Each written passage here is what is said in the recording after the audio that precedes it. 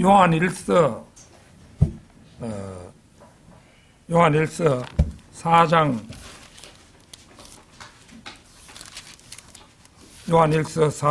4절에서 6절까지 말씀입니다.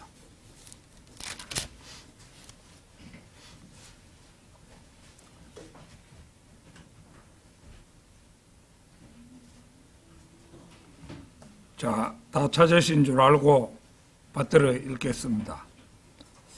어린 자녀들아, 너희는 하나님께 속하고 그들을 이겼느니라. 이는 너희 안에 계신 분께서 세상 안에 있는 자보다 더 위대하시기 때문이라. 그들은 세상에 속하느니라. 그러므로 그들이 세상에 관하여 말하며 세상은 그들의 말을 듣느니라. 우리는 하나님께 속하느니라. 하나님을 아는 자는 우리의 말을 듣느니라. 하나님께 속하지 아니하는 자는 우리의 말을 듣지 아니하느니라. 이것으로 우리가 진리의 영과 오류의 영을 아느니라. 자, 오늘 찬송가 부를 때 여러분께 다 짐작하셨겠습니다만은 마귀에 대해서 하는데요. 마귀는 그리스도인으로부터 무엇을 빼앗아갈 수 있는가? 마귀는 그리스도인으로부터 무엇을 빼앗아갈 수 있는가? 이런 제목으로 말씀을 드리겠습니다. 모든 은사주의자들과 우리나라에서 은사주의라 이라면은 그 순복음교회 이런 사람들이 주로 은사주의고, 일반 개신교 중에서도 은사주의자를 따라서 방언하고 이런 사람들 전부 은사주의자라고 봐야 되죠. 또 성경에 대한 믿음이 부족한 근본주의자들은 모두 이 질문에 대해 그리스도인은 어떤 경우에도 마귀 들릴 수 없다, 이렇게 대답합니다. 그들의 이 대답이 근거로 삼는 구절은 바로 오늘 본문 말씀 요한일서 4장 4절입니다. 어린 자녀들아, 너희는 하나님께 속하고 그들을 이겼느니라. 이는 너희 안에 계신 분께서 세상 안에 있는 자보다 더 위대하시기 때문이라. 그러나 인간의 몸 안에 성령과 마귀의 영이 함께 거할 장소가 없다고 생각하는 것은 거짓말입니다. 이 말씀의 진정한 의미는 성령님께서 마귀의 영보다 더 크심을 말하는 것입니다. 성령님은 곧 삼위일체 가운데 한 분으로 하나님이시잖아요. 너희 안에 계신 분께서 세상 안에 있는 자보다 더 위대하시기 때문이라. 이 말씀은 그리스도인의 몸을 성령님께서 항상 관장하신다는 그런 의미가 아닙니다. 로마서 6장 16절 찾겠습니다. 로마서 6장 16절.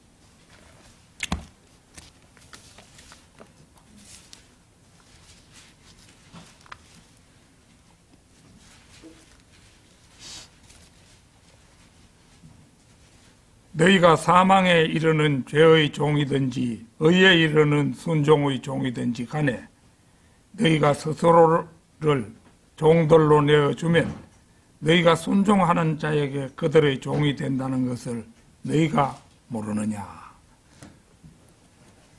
순종은 종에 요구되는 모든 것입니다. 종이 순종할 줄을 모른다면 그것은 이미 종이 아닙니다. 따라서 우리가 누구에게 순종하느냐에 따라 우리는 그의 종이 됩니다. 우리가 죄에 대해서 순종하면 죄의 종이고, 진리에 순종하면 하나님께 대한 순종의 종이 됩니다. 우리가 죄에 순종하여 죄의 종이 되면 사망에 이르는 것이 그 결말입니다. 그러나 진리에 순종하여 하나님께 대한 순종의 종이 되면 그 결과는 의에 이르는 것입니다. 그렇다면 우리가 죄의 종이 되어야 할지 순종의 종이 되어야 할지는 더 이상 물을 필요가 없습니다. 로마서 6장 16절 맨 끝에 너희가 모르느냐 이렇게 묻고 있지요. 이거는 너희가 잘 알지 않느냐 이 말입니다. 욥기 1, 2장을 자세히 읽어보면 마귀는 하나님의 허락하신 뜻 안에서 그리스도인에게 역사합니다. 욥에게 있어서 사탄은 그의 목숨을 제외한 모든 것을 취할 수 있도록 허락받았습니다. 주님께서 허락하셨다면 분명 사탄은 욥의 생명까지도 빼앗았을 것입니다. 히브리서 2장 14절 15절 찾겠습니다. 히브리서 2장 14절 15절입니다. 그런즉 자녀들이 살과 피에 참여하는 자들인 고로 그분께서도 친히 이와 같이 동일한 속성을 취하셨느니라. 이는 그분께서 죽음을 통하여 죽음의 권능을 가진 자 곧 마귀를 멸하려 하심이요. 죽음을 두려워함으로 인하여 자신들의 전생애 동안 속박되어 종속된 자들을 구출하려 하심이라. 이 말씀은 하나님께서 사탄에게 죽음의 권능을 주셨다고 말씀합니다. 우리는 그리스도인들이 마귀에게 빼앗길 수 있는 것이 있음을 알아야 합니다. 이것은 모든 그리스도인들에게 해당되는 진리입니다. 마귀는 우리의 간, 콩팥, 방광, 눈, 귀, 코, 입, 입술, 이, 혀, 턱, 손가락, 발가락, 뼈, 신경체계, 순환기 계통을 취할 수 있음을 알아야 합니다. 왜냐하면 그 모든 것이 육신의 일부이며 우리의 육신 안에는 로마서 7장 18절 말씀 그대로 선한 것이 전혀 거하지 않음을 알기 때문입니다. 골로새서 2장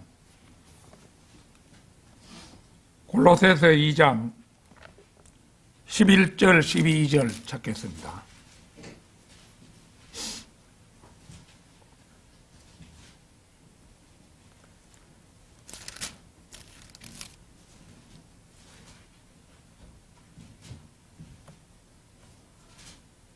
그분 안에서 또한 너희가 사람들의 손으로 이루어지지 않은 할례로 할례 받았으니 그리스도의 할례로 육신의 죄들의 몸을 벗게 되었느니라.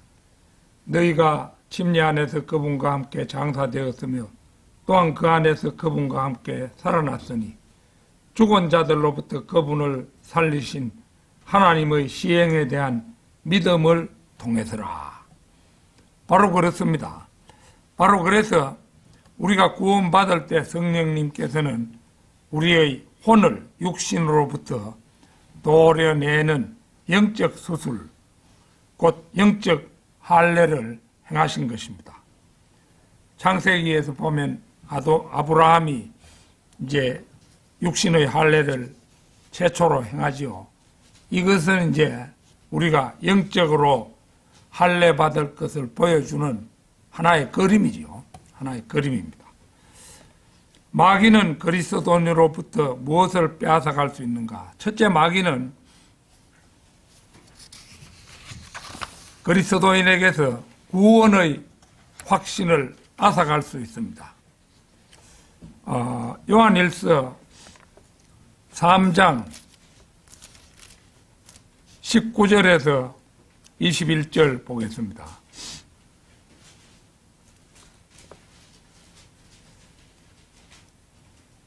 요한일서 3장 19절부터 21절까지 말씀. 그런즉 이로써 우리는 우리가 진리에 속한 것을 알며 우리의 마음을 그분 앞에서 확실하게 하리라. 이는 우리의 마음이 우리를 정죄한다면 하나님께서는 우리의 마음보다 더 위대하시고 모든 것들을 아시기 때문이라. 사랑받는 자들아, 만일 우리의 마음이 우리를 정죄하지 않는다면 그때 우리는 하나님을 향하여 확신을 가지느니라. 마귀는 실제로 구원받은 사람이라도 또 자신의 구원을 의심할 여지가 없는데도 불구하고 구원을 의심하게 할 수 있습니다. 그리스도인이 양심이 더럽혀지고 마귀처럼 살면 구원을 의심하게 됩니다. 마귀는 우리에게서 구원의 확신을 앗아가서 심지어는 우리가 구원받았는지 안 받았는지도 모르게 할 수 있습니다. 육신적으로 악하게 살기 때문에 자신이 구원받은 것을 확신하지 못하게 될 수 있는 것입니다. 만약 하나님께서 말씀하신 바를 믿지 않는다면 우리는 구원받았음에도 불구하고 구원의 확신을 가질 수 없는 것입니다. 요한일서 5장 12절 13절 아들이 있는 자는 생명이 있고 하나님의 아들이 없는 자는 생명이 없느니라. 내가 이런 것들을 하나님의 아들의 이름을 믿는 너희에게 기록하였으니 너희로 하여금 너희에게 영생이 있음을 알게 하려는 것이요 너희가 하나님의 아들의 이름을 믿게 하려는 것이라. 그 12절은 구원은 직접적으로나 간접적으로나 어떤 종교나 어떤 교회와도 무관하며 다만 예수 그리스도를 믿고 마음으로 영접한 자에게만 있고 그렇지 않은 자에게는 구원이 없다는 의미입니다. 이어서 그 13절의 의미는 영생은 어떤 종류의 성사나 물침례 혹은 세례 이런 것과는 관계가 없다는 것입니다. 그리하여 오직 예수 그리스도를 개인적인 구주로 소유한 사람만이 자신이 죽으면 어디로 가는지 안다는 것입니다.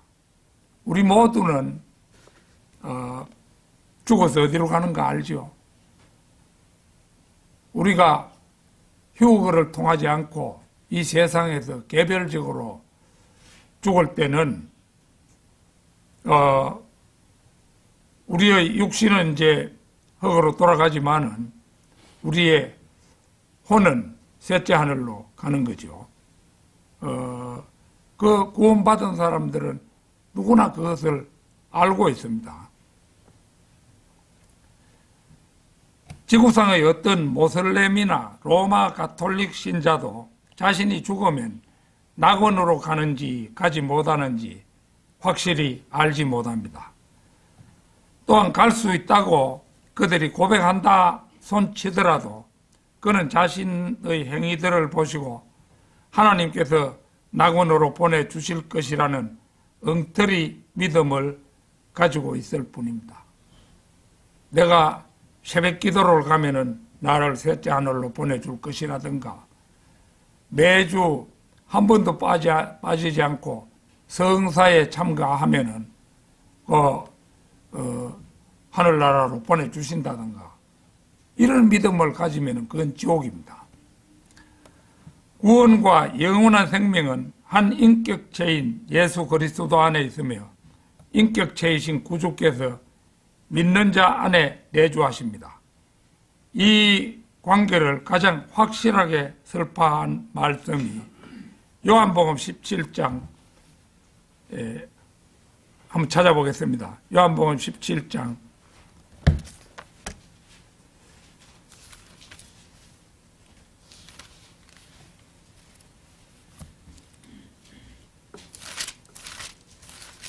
17장 1절에서 23절입니다. 이로써 그들 모두가 하나가 되게 하려 함이니이다. 아버지여, 당신께서 제 안에 계시고 제가 당신 안에 있는 것 같이 그들 역시 우리 안에서 하나가 되게 하려 함이니이다. 이는 세상이 당신께서 저를 보내신 것을 믿게 하려는 것이니이다. 그리하여 당신께서 제게 주신 영광을 제가 그들에게 주었나이다. 이로써 우리가 하나인 것 같이 그들도 하나가 되게 하려는 것이옵니다. 제가 그들 안에 있고 당신께서 제 안에 계시니 그들이 하나 안에서 완전해지도록 함이니이다.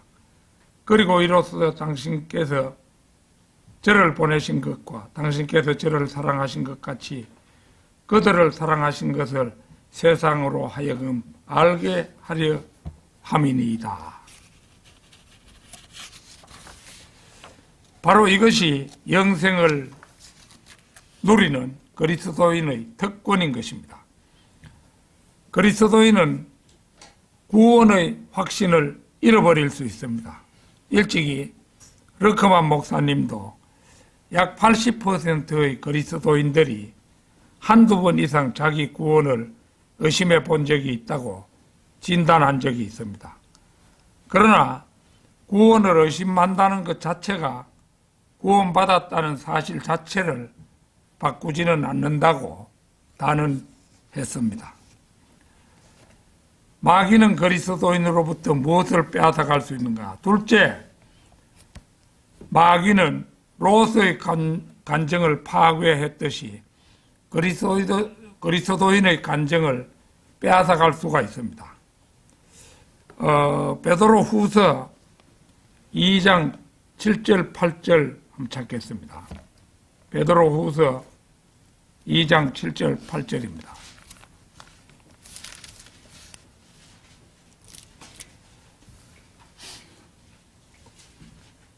또 사악한 자들의 더러운 생활 방식으로 인하여 시달렸던 의로운 롯을 구출하셨을진데 이는 그들 사이에 거하던 그 의로운 사람이 날마다 그들의 불법적인 행실들을 보고 들으면서 자신의 의로운 혼을 시달리게 했기 때문이라. 세상을 내려버리시는 혹독한 심판에서도 의인들을 구원하신 하나님께서는 노아를 그 첫 번째 사례로 삼으셨고 롯을 두 번째 사례로 삼으셨습니다. 마태복음, 누가복음 등에서 예수 그리스도께서 제자들에게 대환란과 재림에 대해 말씀하시면서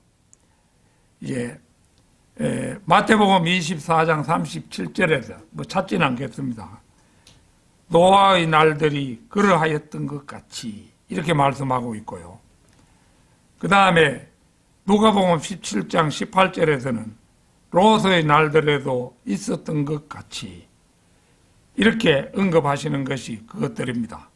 이렇게 볼 때 노아는 아마도 교회 시대가 끝나고 대환란으로 접어드는 시대를 보여주는 그림으로 볼 수도 있을 것입니다. 노아 시대에 있었던 이상한 육체, 이것은 유다서 7절에 나오는 그 구절인데요. 이상한 육체, 이 이상한 육체들이 롯의 시대에도 다시 출현하여 롯의 의로운 혼은 그들에게 둘러싸인 채 고통을 당하고 있었던 게 분명합니다. 소돔이 유황불로 멸망하던 날 그곳을 빠져나와 두 딸과 함께 굴 속에 거할 때 술에 취하는 바람에 근친상간을 당하는 큰 실수를 저지르기 이전까지만 해도 롯은 의로운 사람이었습니다.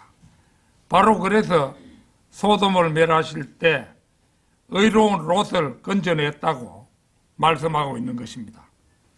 그렇다면 롯은 구원받은 사람이었을까요? 물론 신약 성도들처럼 예수님을 구주로 영접함으로써 구원받은 것은 아니었지만 베드로 후서의 말씀이 의로운 롯, 의로운 혼이라고 지칭하고 있는 것으로 보아 그의 구약적 구원은 확실해 보입니다. 그렇다면 누가 그의 감정을 망쳐버렸겠습니까? 바로 마귀가 그렇게 한 것입니다. 그리스도인은 자신의 혼을 잃어버리지는 않습니다. 성령님께서 그를 에베소서 4장 30절 말씀 그대로 구속의 날까지 인장을 받았기 때문입니다. 그러나 그리스도인도 정말로 많은 것들을 잃어버릴 수가 있습니다. 예컨대 그리스도인은 그리스도의 심판석에서 받을 상들을 잃어버릴 수 있습니다. 고린도전서 3장 11절에서 15절에 따르면 그리스도인은 자신이 행한 대로 상을 받는데 만일 옳지 않은 동기로 행했다면 상을 잃어버리게 됩니다. 요한일서 1장 8절 찾겠습니다. 1장 8절.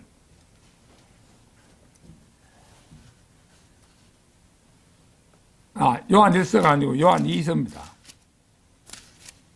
요한이서 1장 8절. 우리 자신이 이루게 놓은 그것들을 우리가 잃지 않고 오히려 우리가 온전한 보상을 받도록 너희 자신을 살펴보라. 요한은 성도들이 그리스도의 심판석에서 자신이 받을 것보다 더 적은 상을 받을 수도 있다고 경고합니다. 즉 성도가 올바로 행치 않는다면 그렇게 될 수 있는 것입니다. 사도 요한은 요한계시록에서도 이것에 대해 말씀합니다. 요한계시록 3장 11절 잠시 보겠습니다. 요한계시록 3장 11절입니다.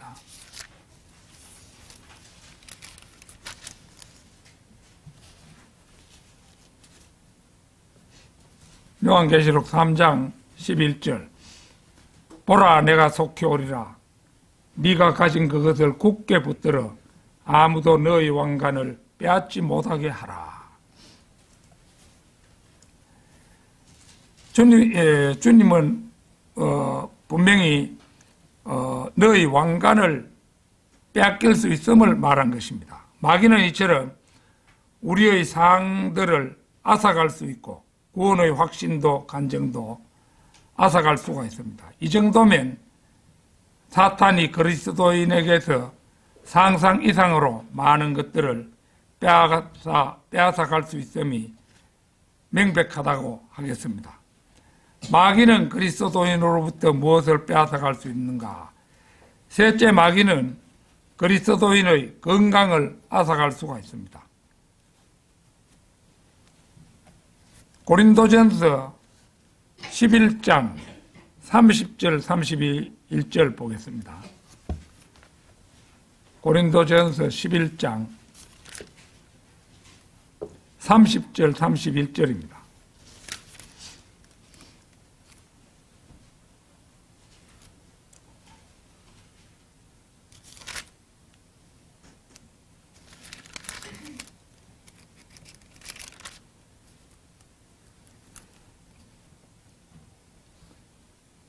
이런 까닭에 많은 이들이 너희 가운데서 약하고 병들어 있으며 또 많은 이들이 잠자고 있느니라.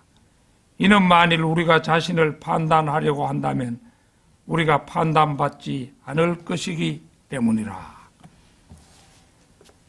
그리스도인 가운데 많은 이들이 약해지기도 하고 병들기도 하며 또 많은 이들이 잠자고 있다고도 합니다. 특히 많은 이들이 잠자고 있다는 것은 많은 사람들이 병을 앓다가 죽었다는 말입니다.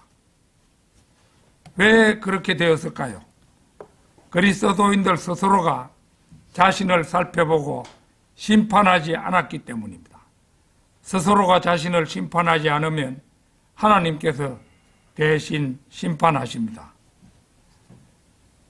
그 31절 보면요. 이는 만일 우리가 자신을 판단하려고 한다면 우리가 판단받지 않을 것이기 때문이라. 따라서 자신이 몸이 허약해지고 병들어가며 죽어가고 있음을 스스로 판단하고 왜 그렇게 되었는지를 살펴보는 일은 매우 중요합니다. 그리고 죄를 자백하고 하나님과의 온전한 관계를 회복하지 않으면 안 됩니다. 그래야만 하나님의 심판을 모면할 수가 있습니다. 이렇게 할 수 있도록 하기 위해 그리스도께서는 피를 흘리셨습니다. 그리스도인들은 자신을 판단할 줄 알아야 합니다. 주님께서 나를 판단하시고 심판하시기 전에 우리가 먼저 얼른 스스로를 심판하는 것이 잘하는 일입니다. 그래야 건강하게 살 수 있습니다. 다른 사람을 판단하지 말고 먼저 자신부터 판단하십시오.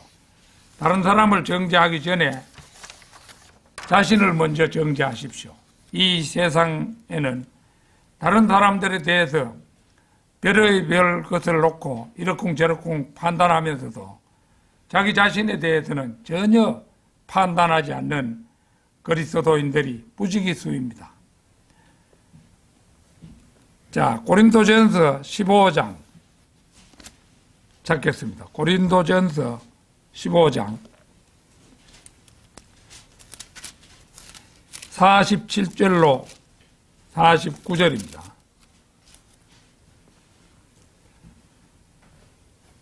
첫 사람은 땅에서 나서 땅에 속하나 둘째 사람은 하늘로부터 오신 주시니라.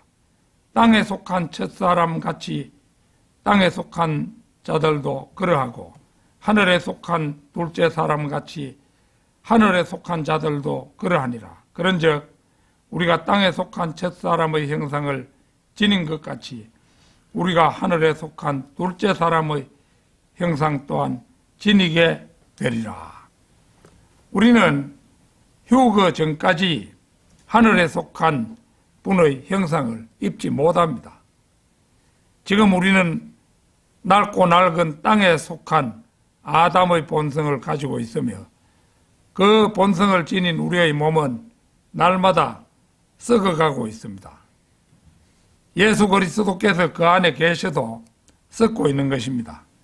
우리는 구원받던 날 성령께서 우리 안에 들어오셔서 우리가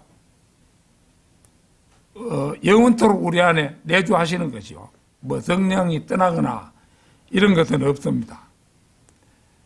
그런데 또 불구하고 이제 썩고 있다는 거죠. 마귀는 옛사람 아담의 어떤 부분에는 역사할 수 있는 허락을 받을 수 있습니다. 마귀는 디모데우스에게도 역사했습니다. 디모데우스는 그 때문에 자신의 위장을 위해서 종종 약을 써야 했습니다. 포도주를 조금씩 마시라고 그렇게 하고 있죠. 마귀는 트로피무스에게도 역사했습니다. 바울은 아픈 그를 밀레투스에 남겨두고 떠나야 했습니다. 바울 역시 사역하는 대부분의 기간 동안에 몸이 아팠으며 의사 누가를 데리고 다녀야 했습니다. 모든 질병이 마귀가 일으키는 것은 아닙니다. 그러나 마귀는 하나님의 허락을 받아 우리를 아프게 할 수 있고 건강을 송두리째 빼앗을 수 있는 것입니다.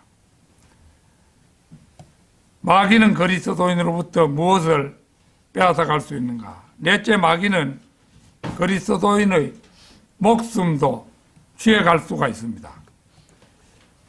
사도행전 5장 찾겠습니다. 사도행전 5장입니다.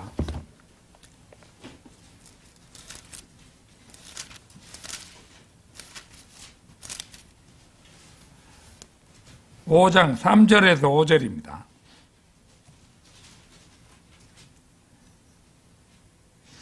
그러나 베드로가 이같이 말하였더라. 아나니아야, 어찌하여 사탄이 너희 마음을 채워 성령님께 거짓말하게 하고 토지의 값 일부를 따로 챙겨두게 하였느냐? 그 토지가 남아있었을 때에 그것이 너희 소유가 아니었느냐? 그리고 그 토지가 팔린 뒤에도 그것이 오롯이 너의 권한 안에 있지 아니하였느냐? 어찌하여 너는 너의 권한 안, 너의 마음속에 이런 것을 품었느냐? 너는 사람들에게 거짓말한 것이 아니라 오히려 하나님께 한 것이라. 그러자 이런 말들을 들은 아나니아가 엎어졌고 숨을 거두었더라. 그러자 크나큰 두려움이 이런 것들을 들은 모든 자에게 임하였더라. 이래 보면 이제 그 10절까지 읽어보면은 사피라라는 그 아나니아의 아내까지 함께 죽고 말지요. 그래서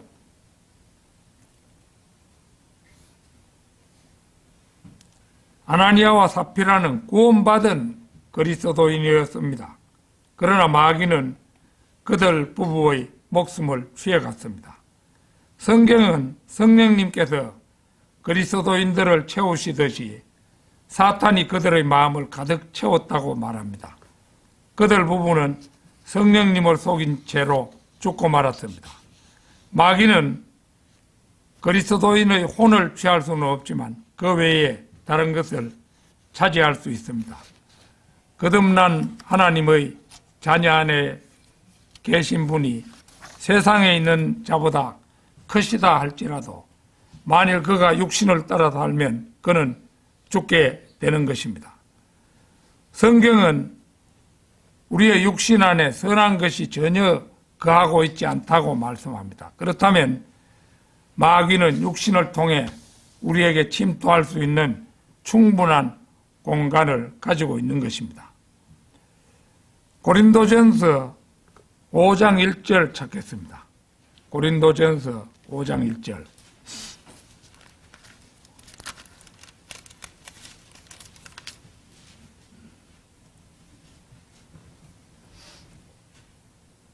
음행이 너희 가운데 있음이 공공연하게 알려져 있는데 그러한 음행은 이방인들 사이에서도 이름조차 불리지 않는 것이니 즉 누군가가 자신의 아버지의 아내를 취하였다는 것이라. 예, 고린도 교회에 세상에서도 잘 찾아볼 수 없는 그런 음행이 있었음을 말하고 있는 거죠.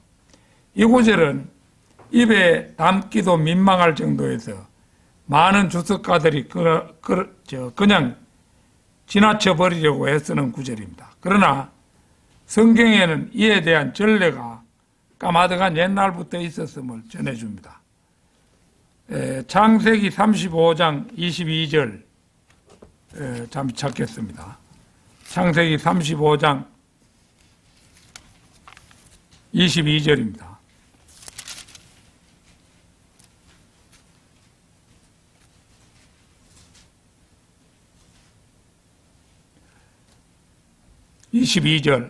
그리고 이스라엘은 야곱이죠. 그 지역 가운데서 거할 때 이러한 일이 있었으니 르우벤이 가서 자기 아버지의 첩인 빌하와 동침하였더라. 그리고 이스라엘이 그것을 들었더라. 이때 야곱의 아들들은 12명이었더라. 이렇게 기록하고 있죠. 야곱에게는 4명의 아내가 있었는데 그 중의 하나가 빌하라는 첩이었고 야곱의 맏아들 르우벤은 자신의 서모인 빌하를 범하는 폐륜을 저지릅니다. 신명기 27장 20절 잠시 찾겠습니다. 신명기 27장 20절.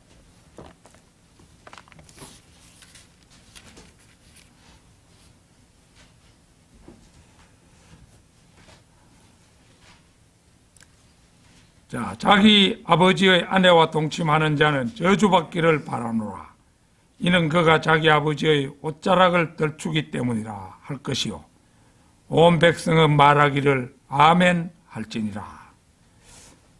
이게 보면은 이게 이제 그 이스라엘 백성들 앞에서 모세가 이것을 말하고 모든 백성은 아멘 할지니라 이렇게 하면은 백성들이 아멘을 하고 이렇게 했음을 보여주는 것이죠. 이 대목은 이게 이제 자기 아버지의 아내와 동침하는 이런 일은 드물게 일어날 수 있는 일이었을 것입니다. 그러나 하나님께서는 이 일에 대해서도 우리가 죄를 짓지 않도록 하기 위해 엄격한 율법으로 기록해서 오늘날 우리에게도 전해주셨다. 이걸 이제 보여주는 거죠. 마귀는 그리스도인으로부터 무엇을 빼앗아갈 수 있는가? 다섯째, 마귀는 그리스도인의 즐거움을 앗아갈 수도 있습니다. 시편 51편 12절 보겠습니다.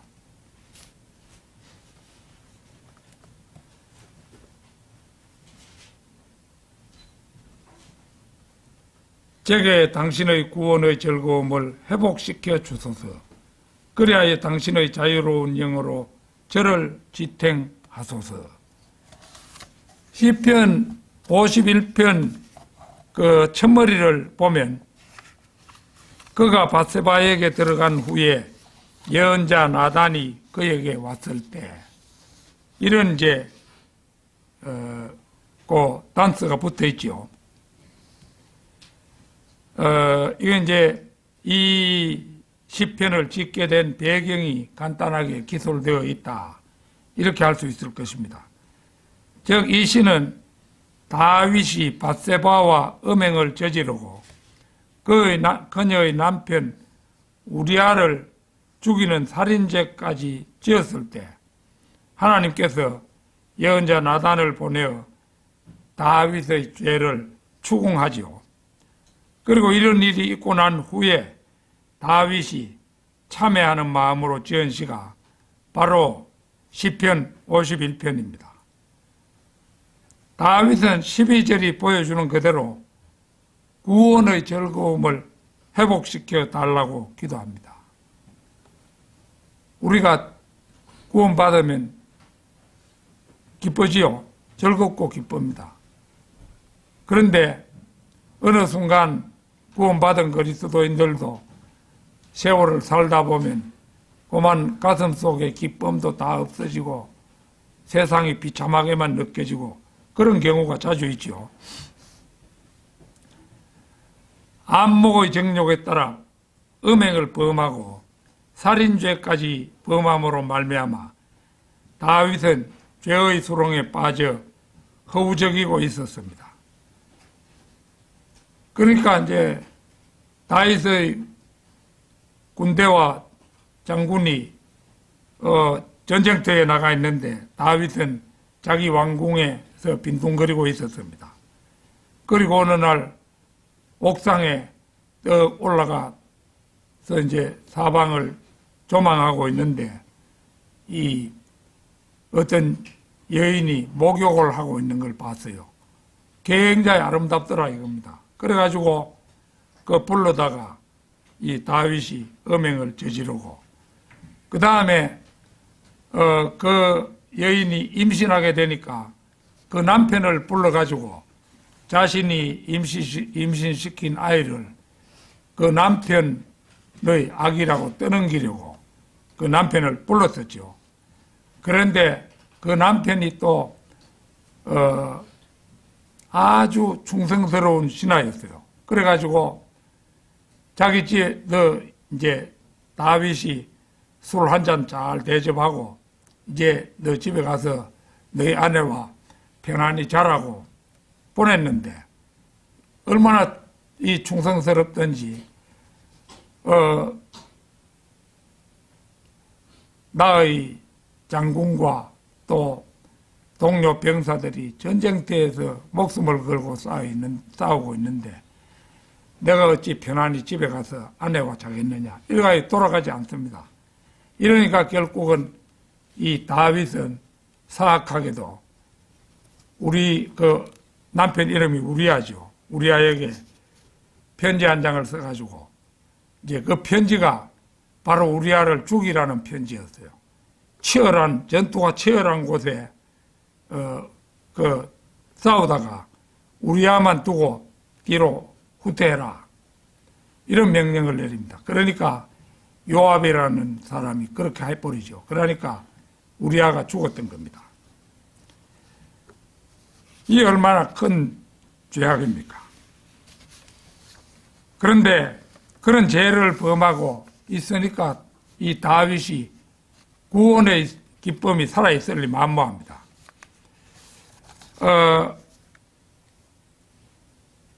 바로 앞 9절 10절 보겠습니다. 시편 51편 9절 10절. 저희 죄들로부터 당신의 얼굴을 숨기시고 저희 모든 죄악들을 지어버리소서. 오 하나님이여, 제 안에 정결한 마음을 창조하소서.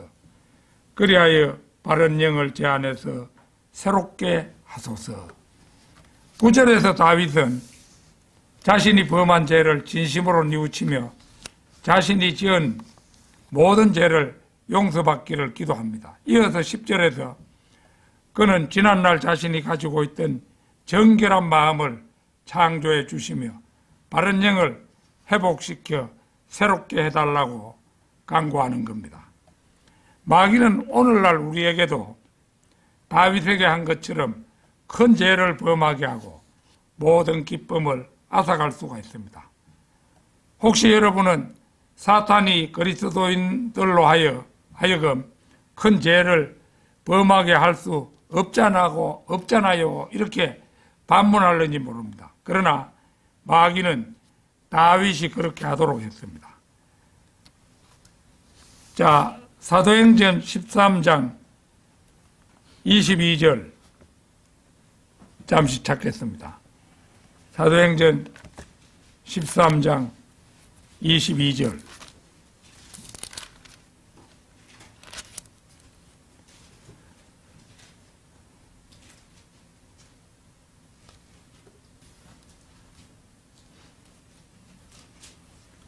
그리고 그분께서 그를 패하신 후에 그를 친히 그들의 왕으로 다윗을 그들에게 일으켜 세워주셨느니라.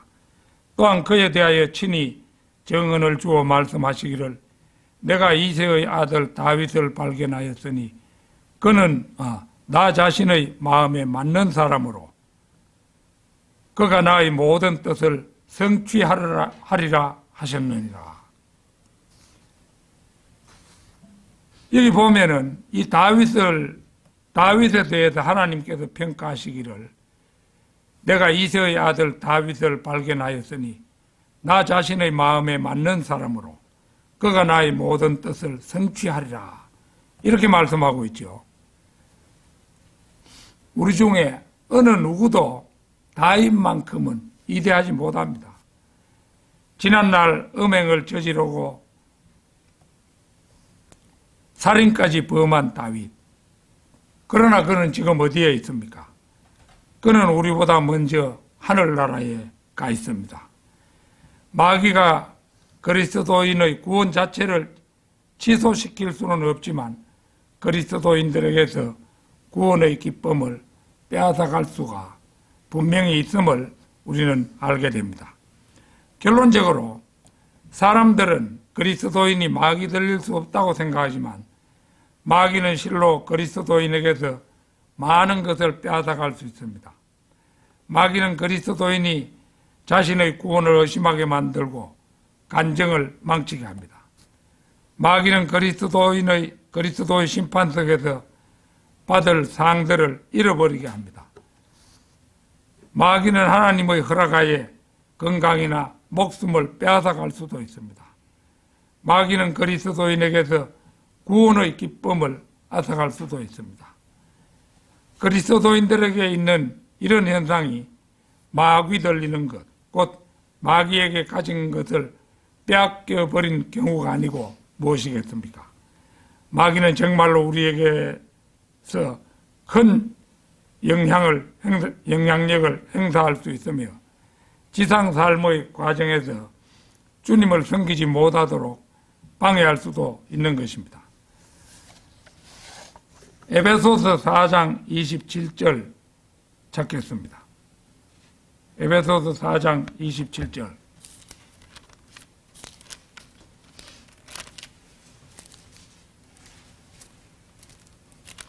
4장 27절. 또한 마귀에게 틈을 주지도 말라. 또한 마귀에게 틈을 주지도 말라.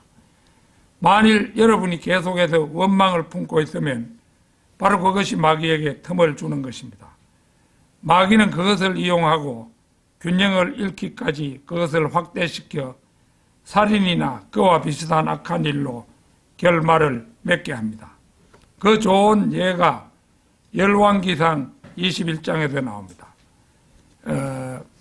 아방의 아내 이세벨이 나봇의 포도원을 살인을 저지르면서까지 빼앗은 일이 그것입니다. 끝으로 베드로전서 5장 8절 9절 찾겠습니다. 베드로전서 5장 8절 9절. 정신을 차리고 깨어있으라. 이는 너희의 대적마귀가 울부짖는 사자처럼 자신이 삼킬 수 있는 자를 찾아 두루 다니기 때문이라. 세상 속에 있는 너희의 형제들에게 동일한 고난이 이루어진 것을 아노니 믿음 안에서 흔들림 없이 그에게 저항하라. 이 구절은 현대 그리스도인들을 항상 가장 그리스도인들을 향한 가장 현실감 있는 훈계입니다. 베드로는 오늘날 우리에게 정신을 차리고 깨어있으라고 충고합니다. 대적마귀가 울부짖는 사자처럼 자신이 삼킬 수 있는 자를 찾아 두루 다니기 때문이라는 것입니다. 9절에서 믿음 안에서 흔들림 없이 그에게 저항하라. 이것은 성도 자신이 가진 능력으로 하지 말고 주님의 능력과 은혜 안에서 저항하라는 명령입니다. 이것은 여러분 자신의 힘으로 마귀를 대적하려고 시도하다가는 그 패배가 뻔하기 때문입니다. 영적 전쟁에서도 그리스도인들이 지켜야 할 엄연한 규칙이 있음을 성경은 말씀합니다. 에베소서 6장 10절 찾겠습니다. 에베소서 6장 10절.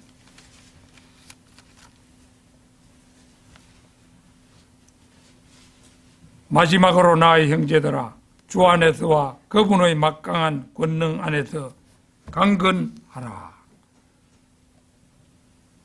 이 말씀에 따르면 정답이 나오지요. 주 안에서와 그분의 막강한 권능 안에서 강건하라는 것입니다. 아무쪼록 주 안에서 또 그리고 그분의 막강한 권능 안에서 강건한 성도 여러분이 되시기를 진심으로 기원합니다. 다 같이 기도드리겠습니다.